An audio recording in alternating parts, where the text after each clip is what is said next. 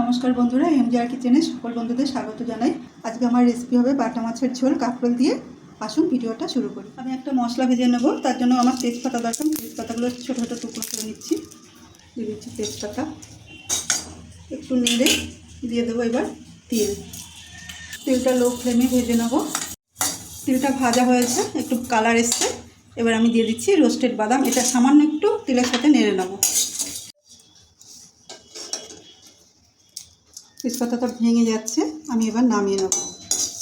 আমি ওই কড়াতেই জল দিয়ে দিচ্ছি, ফুটতে দেবো। জলটা ফুটে গেছে, আমি এর মধ্যে কাঁকরোলগুলো বয়েল হতে দেবো। হালকা করে বয়েল করে নেব। প্রথমে আমি বাটা মাছের মাথাগুলো ভেজে নেব। মাছের মাথাগুলো তুলে নিচ্ছি, ভালো হয়ে গেছে।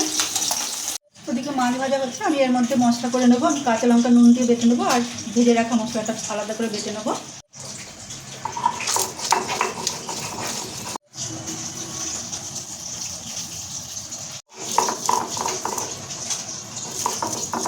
গরম তেলে দিয়ে দিচ্ছি কালো জিরে।